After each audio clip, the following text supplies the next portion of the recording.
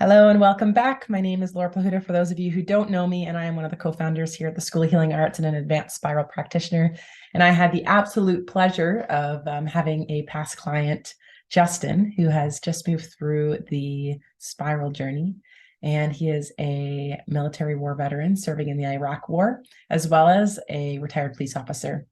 And when he found us here, he had decided to go through the spiral. He was struggling a lot to let go of the pain of his time serving in the military, from losing friends and people close to him, as well as some other big experiences that he moved through in his life. And his story is one that you will definitely not want to miss.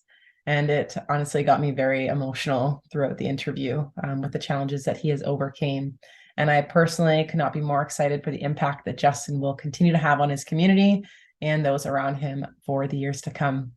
So we are very grateful to have Justin here with us today. So Justin, what's your intention for this interview? I think just to pass on, just my experience. If that, if there's someone out there that's kind of on the fence with whether or not this is a road they want to go down, I might have some insight having gone down it that, helps them make that decision because ultimately it's you got to make decisions best for you. So, I just to share what I've been through, and then I said if that helps somebody, great. Yeah, beautiful. I love that. And I guess if you're open to sharing just a little bit more about your background and your experience and what it was that kind of drew you to the spiral. Yeah. So all the way back. So right out of high school, I was going to graduate high school June of 2003. I turned 18, like a week, I think, or so after the Iraq War started. And I think the military had always been something in the back of my mind. I think largely because like growing up, I didn't really don't like school. And it was like, wait, so after I get done with, grade school, middle school, high school, there's supposed to be 4 more years of school. I'm like, I don't want to do that. So that always been in the back of my mind joining the military. But then after 9/11 happened when I was a sophomore, which I think really influenced me, but I didn't really understand how. And then graduating high school towards the end of the one towards the end of my senior year. I remember Ash was like, I turned 18 and my mom's like, hey, you're like graduating high school in like 3 months, right? I'm like, yeah. So have you like looked at colleges or taking your SAT or anything like that? Like, shit. Like, well, there's a war on, thank God. So I'm gonna go do that instead. But yeah, and it's just I don't know. I don't know if it was a sense of I don't know. I don't really know what it was. That was kind of I wanted to serve in something something forward. Like I wanted to be the guy out there. Couldn't tell you why. I didn't have any, no one. Well, at the time, I didn't know I had a family member that had done something similar in World War II. We didn't know that at the time, but I didn't know what it was that sort of pushed me to be like, no, I want to be the guy at the front. Don't know why, but so I was all set. I was going to join the army, and then like I think like a week before or something, the Marine recruiter called me and said, "Hey, so you're graduating high school in a few months. Would you think about joining the Marine Corps?" I was like, "Nah, probably gonna join the Army." I didn't know anything about the Marine Corps. All I knew was they had this like reputation of like being like the toughest branch or something. I literally didn't know hardly anything about them. And then he basically no balls me into joining. Like, well, get no balls an 18-year-old kid. So it's like, so I ended up signing up with the Marines. And yeah, so went to boot camp, 3 months of boot camp, 2 months infantry school, and then I got to my unit in March of 2004. I got to my unit, and then several months later, in June 2004, I was deployed to Iraq the first time, and I was 19 at that point. So I was 19 years old. First time in the sandbox. That first one, 2004, was summer 2004 was a pretty rough time to be there. It was really kind of the height of the insurgency at that point. There was still a lot of foreign fighters coming in, and that first 6 months, first 5 6 months, it was my squad and one other squad. So it was like just more than 20 of us were at this little outpost where like we got attacked like every day, twice a day, like clockwork. And somehow we made it out of there with only one of our guys getting killed and like I think 9 more or so wounded to the point they were out of the country. And then so they pulled us out of there just in time for our battalion our unit took part in the massive invasion to Fallujah in November 2004. And that was another like, 2.5 months or so. It was basically we were there right up until the time we came home. Right. And that one, so out of I think our battalion had about 900 some guys in it. I think when we deployed, out of that, well, after 8 months there, we had lost 33 guys had been killed, and like 400 some odd were wounded to the point they were like out of the country. Like literally everybody was wounded in some way, shape, or form. And then, yeah, during that push in November, like one of my best friends got killed, saving my life. And that was I was 19, like when that happened, and it was just, and when you're there, you're so kind of removed from just all the sort of, normal, I don't know which one, coping mechanisms, things that you normally, I think if, if you lost somebody close to you, here at home, there's a lot of things, you would do to grieve and heal and so that, and you don't have that option over there. You're just, yeah, he's dead, but we got to keep going forward. A mission to be on, yeah. And so, I didn't really deal with that. And then I came home, we're back for 7 months, went back to Iraq for another 8 months, came back for a year, and then I went back again. I did another 8-month deployment, and that was it. And I got out after that, and I remember thinking I was about to get out. So I did 3 deployments in just over 4 years. And I remember thinking getting out, I was like, I didn't think I was going to live through the first one. But I did not think I was going to see my 20th birthday. And then remember going back the second time, like, all right, I used up all my luck the first time. I'm not going to make it back this time. Maybe that time. So third time, like, okay, no way I'm making it through this one. And I did. And I remember coming home and I'm just like, oh crap, I have to find a job. Like my life plan did not go past 23, 24 years old. Like I didn't think I was going to make it that far. And so, yeah, I got back here, and then within just over a year after, because I'm from, Wisconsin originally. I was stationed in California, Southern California. Tried living out there right after I got out for a girl, because me, and that didn't work out. So I came back to Wisconsin, and then within just over a year after getting on about a year after I came back to Wisconsin, I got hired by the local police department here. It's the second largest police department in the state. And then I ended up doing that up until September 2021. So it's over a year and a half or so now. I retired from that.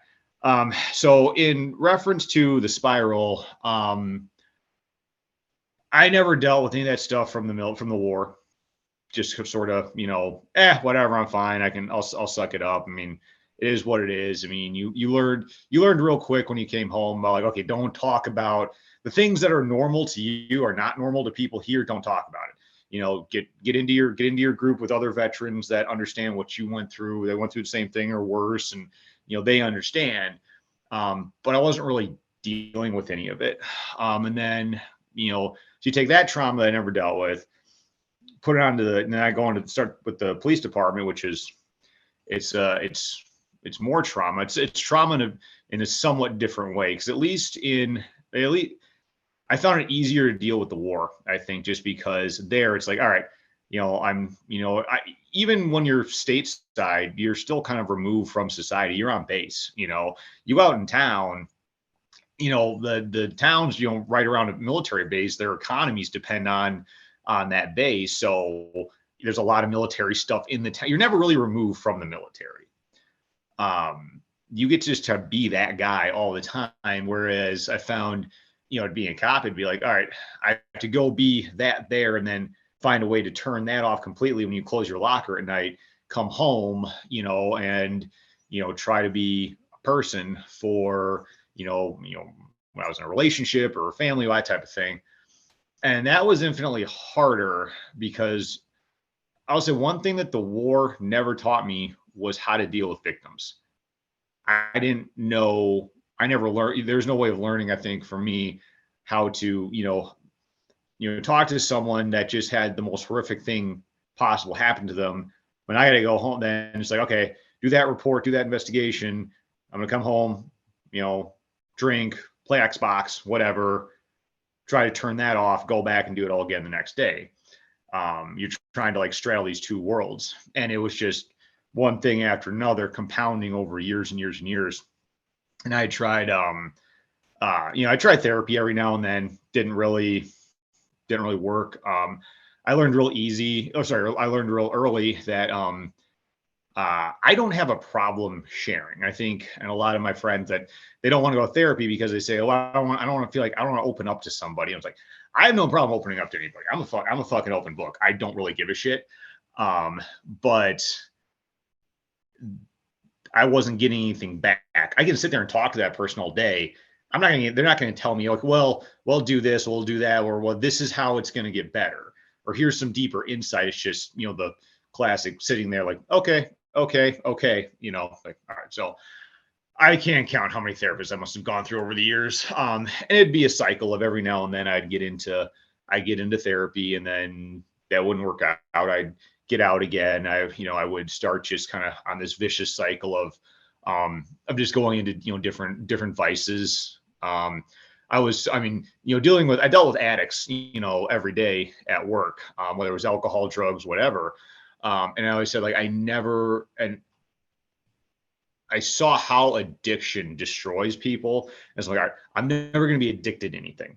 So my plan, genius as it was, okay, well, I'm not addicted to anything, but I've got, a bunch of vices. And I would go one vice to another. It'd be, whether it be, drinking, partying. It's like, oh yeah, I'm out having great times. Like, ooh, I better slow down. Okay, one too many hangovers. Okay, then I go into just a different vice. Now, okay, well, all right, I'm gonna get back on Tinder. Swipe right, swipe right, swipe right.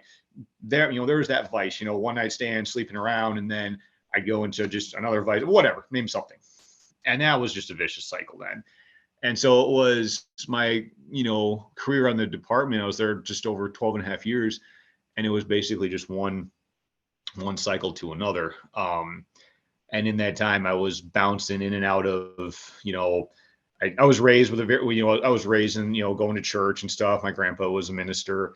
And so every now and then I'd try to get back into church, but, who I found out kind of who I was as a veteran, the things I was experienced, and the things that, that I, have done and have no problem with, was very contrary to the, modern Western Christian idea of, of who somebody should be. And so I always had conflict there. And it was just, no matter where I went to try to kind of find help with what I was going through, it was always just some type of conflict there.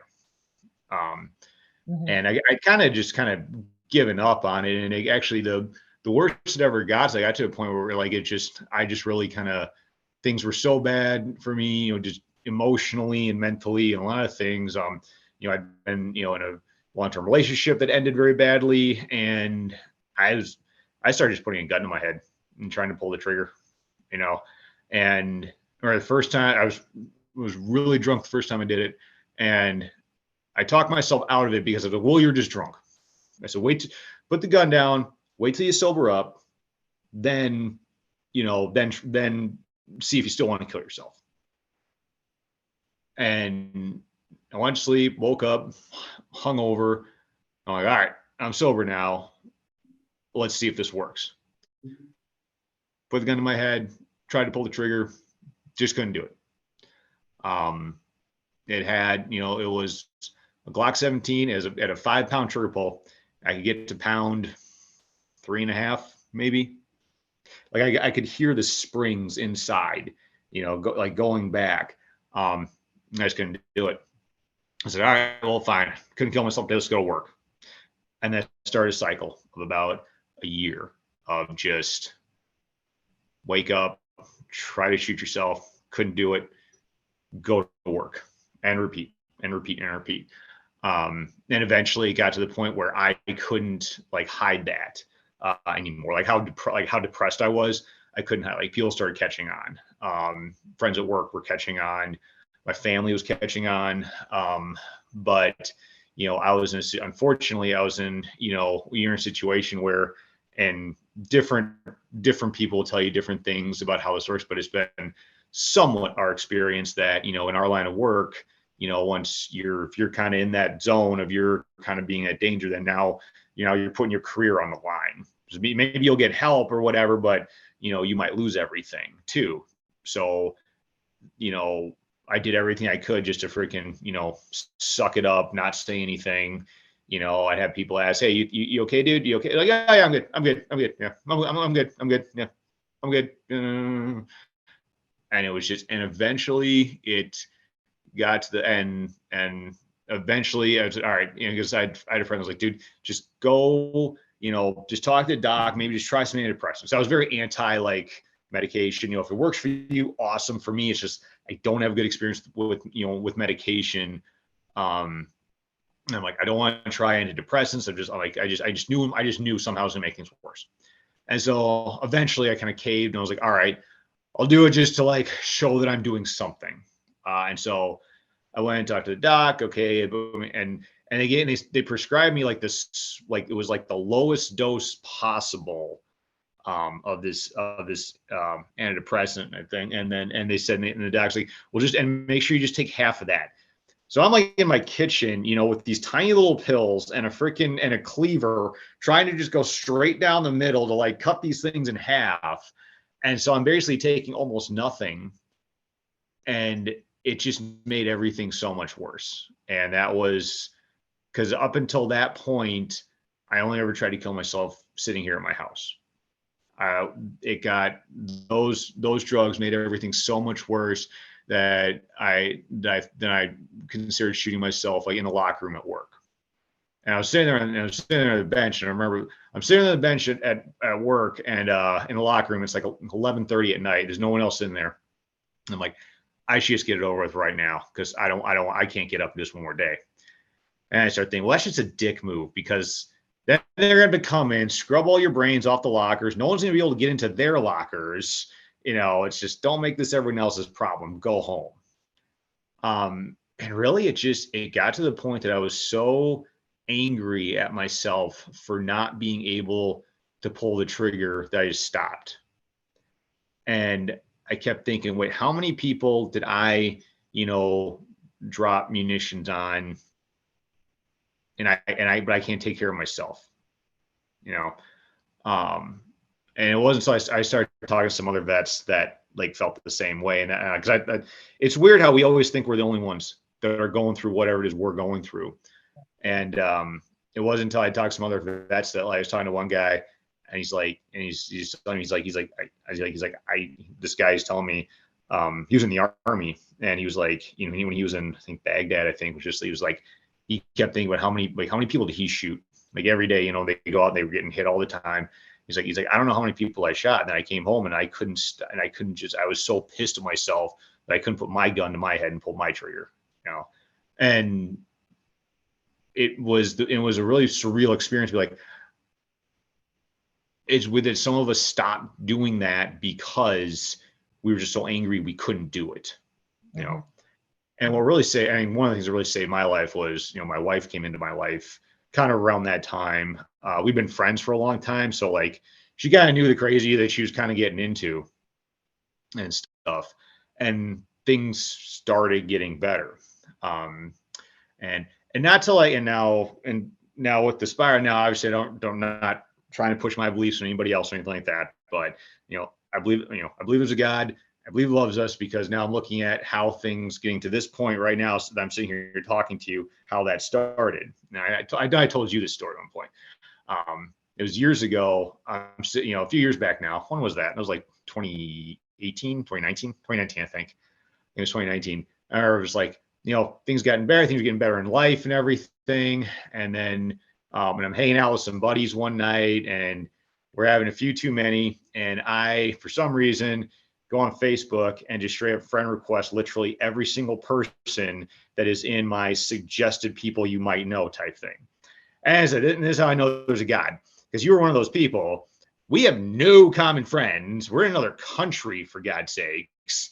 So don't know how that happened. I remember the next day I'm at work fighting off a hangover, and we started messaging or something. I don't remember what it was. I think you messaged me like, hey, do we know each other? Or like, oh crap. And it's all coming back to me that I just friend requested everybody in my friend and the people you might know list. And I think I was like, no, but I've been all over the country. I think maybe you look familiar. I don't know. Like, nice job, Justin. Oh, Anyhow, but that was cool. I remember we had a really great conversation that day. Because I was stuck on a case where I had to sit at a hospital all day because there was a suspect who was at a hospital. So I had to basically sit there all day. And we had a great conversation, and and that started a couple of years or so of just random just how you been and stuff. And I thought that was really cool. And then I remember seeing and things started changing. I remember in your social media kind of about like just getting more into like the healing, holistic and all that type of stuff. And I don't know I can't remember what it was. There was something that just kind of perked my interest to it. I didn't really look too far into it, but it was just something about like, oh, that makes sense. Like that, like there was something you posted that was just, that makes sense in a way that other things haven't made sense to me before. Mm. And so now we get to, was it October? Yeah. And October 2022. Yeah, it was October 2022. And my friend calls me one morning and tells me that one of my best friends shot himself in the head the night before. And he's a really good friend of mine. He lived with me for a bit. Yeah, he was a Marine. He was also a cop in the area too, in our adjacent city department. I was a groomsman in his wedding, and it got to him finally. And he walked down the back deck and shot himself in the head. And I remember and it was like 7 a.m. My buddy calls me, and I'm just numb. Like I can't feel a goddamn thing, And I know it's coming though. I know this is a defense mechanism. I know it's like, all right, cool. Now it's like, it's because that's just how, I'm conditioned. It's like when my buddy died overseas. It's like, he's my best friend. We were in the same fire team, all that, but he's dead. I just tried to, I crawled around trying to find, some pieces of him, but we got to keep going. And it was kind of the same thing where it's just, well, shit, that sucks, but all right, cool. I gotta go. I guess stuff I gotta do today, but I knew it was coming. It's coming. Like that wall that you put up is only going to last so long. And I'm like, and I knew it was going to put me back down that road again. And I was like, shit, all right, I gotta get ahead of this. And that's everything. And I almost felt like I had this clock, like there's this countdown going down in my mind, where it's just, I don't know the numbers or anything, but just, I could feel this countdown coming down of like, once that timer hits zero, I've got this amount of time. Once the timer hits zero, I know I'm going to go back to that place. I haven't been in a while, but I'm going to go back there. And if I don't get ahead of this, it's going to be bad. And I remember, I remember I looked, and I'm like, and the whole thing, I'm like, I don't want to go to therapy because that doesn't fucking work for me. I don't want to try meds or whatever. That aren't going to work or whatever. I was just starting to, reconnect with my faith. And I was like, I just remember like, fuck, wait a second. You posted something about healing or some shit. And I don't know what it was. I couldn't even remember what the quote was or something. To this day, I can't remember what it was. So I'm like, all right, hang on a second. All right. Instagram. Okay. All right. And I could scroll through your whole Instagram and I wouldn't be able to tell you which one it was. But and I'm like, okay, so there's something here about healing and something. Fuck it. And I think I remember message you. I was like, hey, how do you deal with loss? I don't even know what you do, but how do you deal with loss? Because this just happened. And if I don't deal with it, really bad things are going to happen. And that's how it started. Or we had one session. And after that, it was just like we had that one session that wasn't part of the spiral, I don't think. But yeah, we had that one session, and I was like, okay, I'm gonna be okay. I'm gonna be okay. This sucks, but I'm gonna be okay. And then it was just like, okay, like that was great, and I didn't really think further than that. I was just like, okay, wow, that I feel okay. I feel good. I don't, maybe I'm not better, but I'm not, I'm not getting worse. And that's really what I needed at that moment. And then, yeah, it was a little while after that. And you and Julia contacted me and was like, hey, are you looking for more information? And again, I didn't know what that was, what more information meant. And then when we kind of started talking about it, and kind of we had that sort of like initial, I think, interview. And I remember just talking to you and Julia about it, and there were things just kept coming up in my mind, like, wait, here's something I never dealt with. Well, here's another thing I never dealt with. Here's another thing I never dealt with. Here's another thing I never dealt with, and stuff. And there was just all this trauma started coming up, and it was almost like there was something saying like, here's your chance. You nothing has ever worked for you.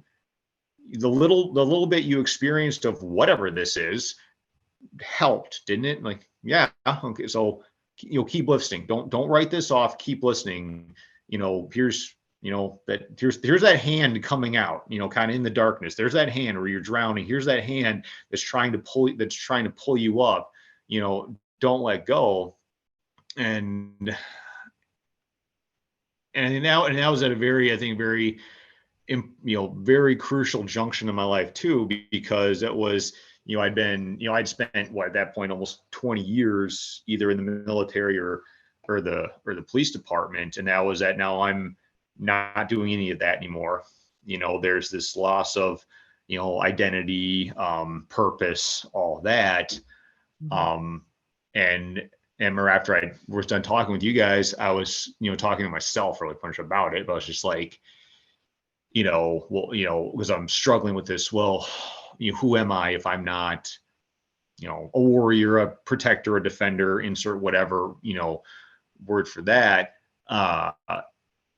And I remember thinking like, because I remember thinking, well, if that's the purpose of your life, dude, but if that is, why are you miserable? Why were you miserable that entire time, basically doing what you want to say you were created to do?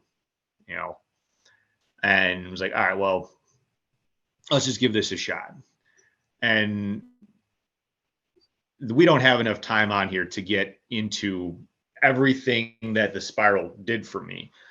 But our first session, I remember you said, it was one of the first things you ever said to me when we started talking, was, you said, Justin, you've been in fight or flight mode for 20 years and flight was never an option.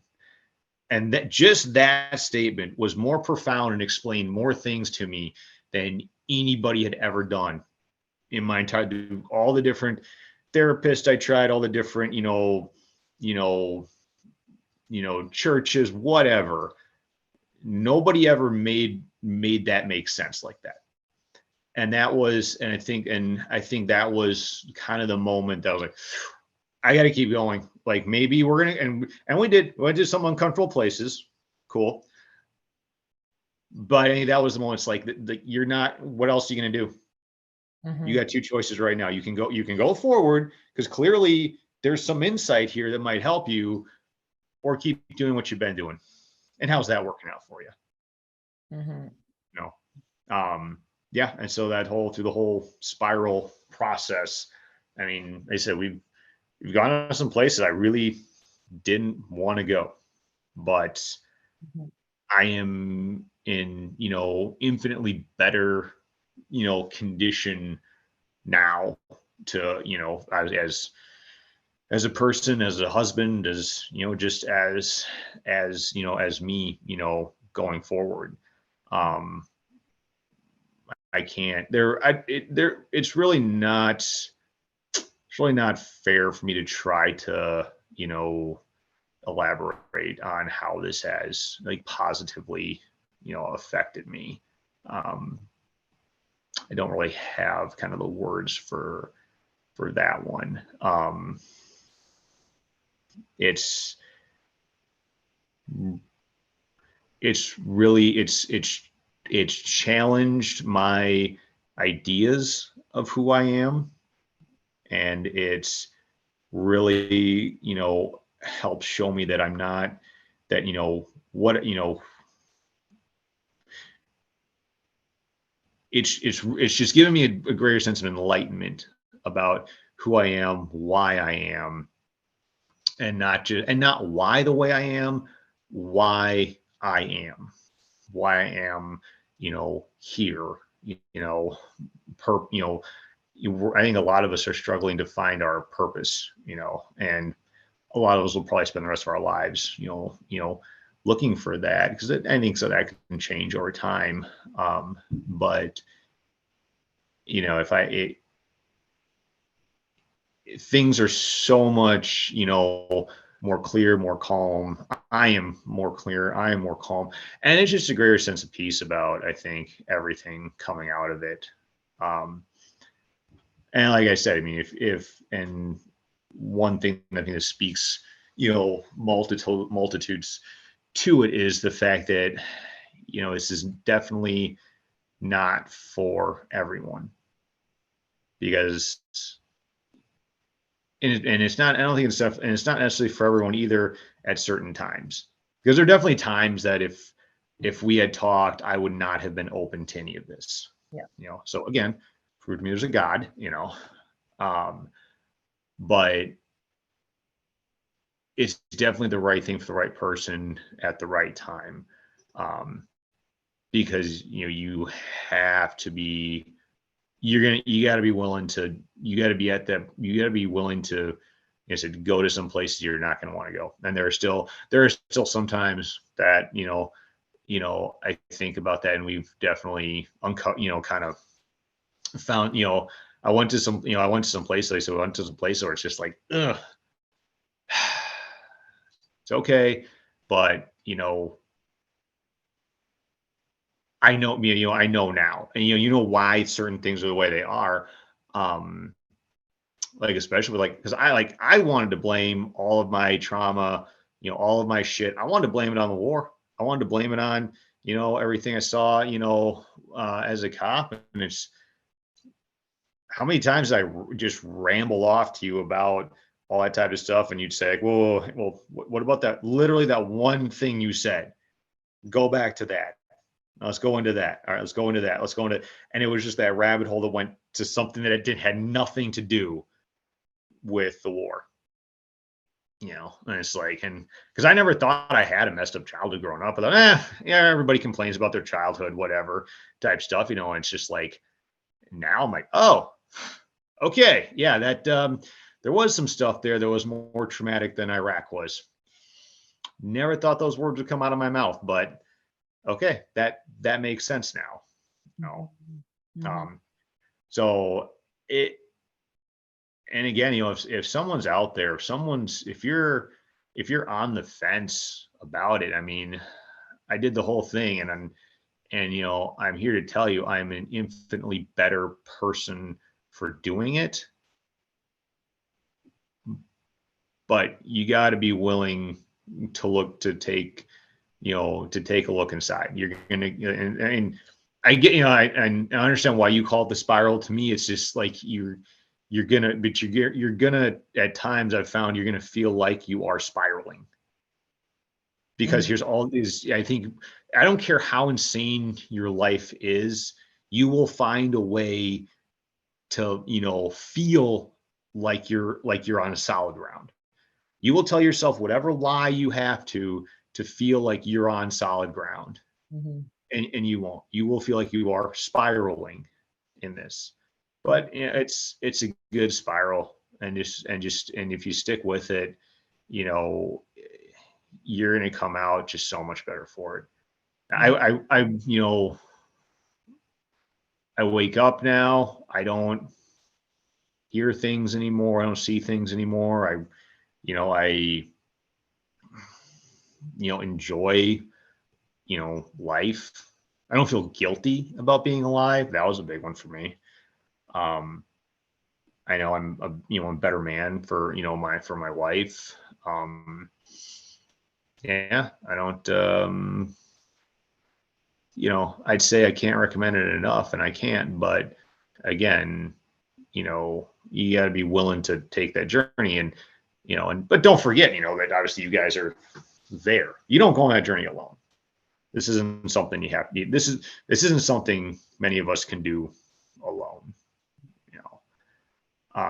but now I feel like, it's on the other side. It's like, and obviously this isn't the end of the journey, and wherever you're at with this, it's really kind of, when you go through this, it's just the beginning, and it is really a bright, despite, and that was one thing for me too, that I found, because I mean, I was, and still can be sometimes, was kind of a very doom and gloom, kind of guy, based on, just how I see the world and everything like that. But it's like, and not that the world got any better, but I don't have to see it that way. Yeah, huge. Yeah, yeah. Like I said, there's there's always gonna be bombs dropping somewhere. There's always gonna be this. There's always gonna be that. But you don't have to see it that way. Because, and that was the thing for me. I realized, well, just what can you affect any of that? Can I affect any of that? No, I couldn't affect it while I was actually there. So what's the point now in stressing, dwelling on it now? It's like when you can just, breathe and relax and enjoy the fact that you're still here to breathe and relax. So, yeah. And then, yeah, and really too, and I mean, just the relationship too about it is, and that's, I mean, honestly, I feel like, we haven't, we all have been talking that long, but, I really, I feel like I've, made a lifelong friend in you, and Julia, and that's something you're not going to find, it's a community you don't find, in other, in I guess in other avenues, but again, I think that's too why it's so important that, somebody really, do your soul searching to find out if this is a road you want to go down. Because it's not easy. It really isn't. Like, you're gonna feel like you got the shit kicked out of you at some point. Because there's gonna be things that are gonna come up that you don't want to. We bury these things for a reason. I had stuff from my childhood that I buried under the trauma of war. I would rather deal with that. I would rather deal with people trying to kill me than that stuff that we talked about from my childhood. And we all have that. I don't care how hard or easy your life has been. You've got it. It's in there. It's somewhere. So. Yeah. No, I just want to celebrate you and honor you massively for moving through everything that you went through, Justin. And it's been such an honor to be able to hold you in this process, and just seeing the shift that you've experienced over such a short period of time in the last, 3-4 months. Something like that. I don't know. It's all kind of a blur. Yeah. No, it seems like a lifetime. It really does. Right. And I just want to massively celebrate you for that. And I think the biggest thing that you had mentioned in there, everything was big that you shared, but one of the things that really stood out to me was you were like, it's the person that you are. And a lot of the time, we can think about all of the big things that we want in life, but it really is, it's the person that we're being in the moment really creates our reality of what we're experiencing. And it doesn't matter all of the things we have, but it really is how we're feeling in the moment. And I'm so happy that you are experiencing this peace within, where you can really surrender into and sink into your present moment of what you have, and just see the world through a completely different lens. And I'm very excited to see how you now walk through life and what transpires for you moving forward. Yeah. I mean, it's that, it's the idea that we're not shackled to the, to the, identity or idea, and that was a big thing we came at the end.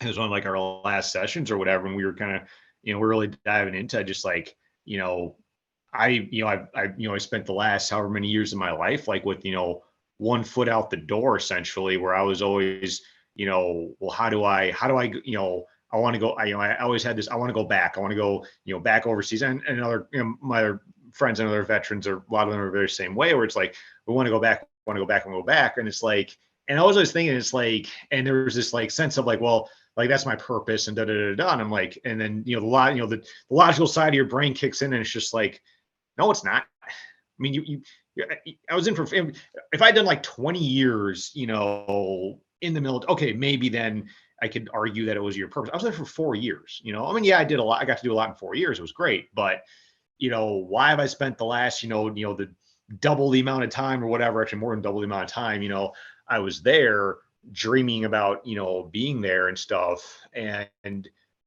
I could never let it go. And it's that me not being able to let that go, it destroyed relationships. It's caused a lot of, a lot of stress, even in my marriage for the last couple of years. There was, because I came across opportunities for me to, go overseas and do some things, do, work for private security firms and stuff overseas and stuff. And I could see it affecting my marriage now, because there was that sense of that was someone was pulling me away. And yeah, and I remember at the very end, when you had it, you had insight on that it was more clear and made more sense than anything else I'd ever heard. And I remember when we talked about that, it wasn't that I needed to be there. It was that I needed an understanding. I needed an explanation of why I needed to. And when you guys were able to explain that to me, I don't need it anymore. Like, I don't think about it. I have no, like, I have no, it was the greatest and strangest thing at the same time that was probably the first time I think I've ever experienced being able to just let something go. Mm-hmm. Mm-hmm. And that in of itself, I think just changed my life. Mm-hmm. I remember that session. That was big. Yeah. Yeah. And what are some of the things you're excited for kind of moving forward? Because I know a big thing for you was that you never made those kind of plans outside of the day, like Yeah. prior, because you were never I didn't plan to wake up tomorrow. Yeah. Yeah. Yeah. I've stopped living like that. Yeah. I plan on being here tomorrow. Which when you look back on, you're like, that was a really weird way to live. Like, you never planned to live to the next day, but like, I'm still going to pay my taxes. Whatever. Yeah, getting out, it's I've always talked about how much, because I've gotten to go places, in the past, out in, nature and everything. I really love I love being outdoors, love being in nature. I mean, I'm not one of those guys that can, go off into the woods and, build a shopping mall out of a toothpick or something, but like, I love being, out there. Something very, very, calming about it. Yeah. So getting out there more is fun. I mean, yeah, I got a trip planned this Sunday, this coming up weekend. I'll be gone like all day out in the woods. That's going to be great. Yeah, I think that's definitely the big thing for me is like as like we talked about, like me, like traveling with purpose. I want to travel with purpose. I want to, get some, not just travel. Like I said, I couldn't give a shit less about seeing the Eiffel Tower or something like that, but just going, going and having, some very, cool experiences, in different, in different places. Yeah, that getting out of the woods is definitely one. Yeah, one of these days, either this summer or next summer, one of either 2023 or 2024, I'm gonna get up to Canada to see you guys. Yes. Which will be, I know we talked, that's gonna be a little scary for me. So, because, America, and can't, don't be like certain laws don't let me, be able to do things in Canada. So I'll have to, I love that. yeah, you're going to be, yeah. You guys think I'm joking. I'm not. You'll probably find me out in the woods, just, whittling like a spear and everything. It's like, You know, we no, joked about but it, but I know it's real. I know it's real. yeah, yeah. I'll be there with you. Yeah. Little, not, it'd be the most exciting thing, but I'm not going to lie. I do stress about it a little bit. Totally. Yeah. It'll be a that'll be a big one for me. But no, but yeah, it's just stuff like that. Just, thinking about like, and really, I think, and on maybe a slightly more deeper level with that, just, making friends. Like, like, said earlier, like, I feel like I really feel like I'm going to be, like, I don't know. I feel like, I'm going to be lifelong friends with you and Julia. And again, a couple of years ago, this would have all been absolutely insane to me. Like, why would I be friends with someone I'd never even met in person? They're in another country, and and so, but no, honestly, I feel like we're all going to be friends for, the rest of our lives and the next life too, probably. But, yeah, just having those experiences and just, feeling that more, that, I'm not sure the word is, but like, I don't know, like a greater sense of community. Because I've been very, closed off for a long time, because it's you're always as kind of as who I am, or the community that I'm, a part of, where we can be very, closed off, because of, I know a lot of us have had, experiences, that most people can't understand, I mean, to this day, I mean, I remember there's a couple of people that, that I've literally I've known my entire life, friends from, the church I grew up in, and stuff, they're my parents' age, now, and, I'm pretty sure they still think that I was like in the Air Force and I was like a mechanic or something. It's like they can't wrap their head around, like, no, I volunteered to be at the front line. That was my job. I wanted to be that guy, up there. And I think a lot of us, a lot of veterans have, those types of experiences, whereas we can't necessarily, like, we try to reach out with either friends, family, whatever, but I don't know what exactly the conflict is, but we feel safer in our own groups. Mm-hmm. And that's been really big here, because I'm, where I know where we come from on that scale. I mean, there's definitely a sense of community here that I can't quite explain, but it's there. And and I know, just in the time we've been talking, it's like there's just this level of of acceptance of who I am, that is, that's, it's greater than I think I've experienced in a lot of other places, where I would think I should feel accepted, that I don't. But there's definitely a sense of community and acceptance here. It's just because it's just me, because I think these are people in this community, or people that they're not looking at you. They're not looking at the outside.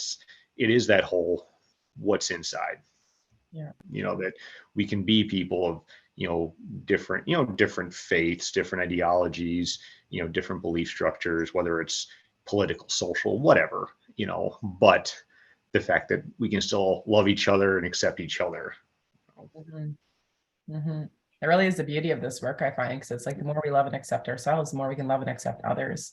And then all of those other different labels and identities, they don't matter, right? It's like literally it's bringing the human collective together as one. It's bringing unity to the planet again with this work. And it's really, really cool. So celebrating you massively for everything. Thank you so much for your openness and sharing. I know I learned so much through this process as well, from guiding you, and just a greater perspective of like what you move through when you are in the military and you're on those front lines. So obviously, I have my background as being a paramedic, so there are definitely some things that I have experienced in my personal life. However, a lot of the stuff that you shared, it was very eye-opening, and it expanded me in my level of just like understanding other people and really finding that greater acceptance and that greater love and compassion for other people. So it's really deepened me in my own healing as well. So thank you so much just for trusting me to guide you through this experience. And I'm very, very grateful now to have you as a part of my life.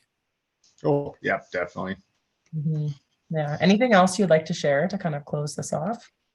No, you guys, I think, like I said, just, if I think this is actually a very, very, it's a very, helpful, environment, type of, healing process to go through. And again, these are, and as everything we talk about, these are my experiences. So, and then obviously that's probably not the same for everyone, but I would say if you're somebody out there that's, that's looking for that, that you don't know where to put your trauma, maybe you've talked to this person, that person, whatever. This is definitely something that is worth, your attention, because it has that potential. Um, but you got to be willing to, take the step though, you know, um, and yeah, I don't know, I'm not a practitioner, of it, but, as, as someone who went through it, it's to help me infinitely. And that's all. And so I can attest to what it did for me, but, everyone's got to walk their own path. Exactly. Yeah. Yeah. 100%. And I thank you again, Justin, for sharing everything. And if you are watching this and it does resonate with you at all, I will put some links down below where you can go ahead and you can book a call with somebody on our team just to be able to explore this and see if it is something for you. And then I will also place down below some other resources that you can access to really just be able to start dipping your toes into the power of what this work can provide you in your life. And we're here for you. I know Justin is there as well. And I'll also put down the link for our Facebook community, the School of Healing Arts, on Facebook. And you can kind of join in and see all the dope people that are in that group. And we're here for you, supporting you. Cool. Okay. Well, thank you so much, Justin. Yeah. Thank you. Here with us. We appreciate you. Okay.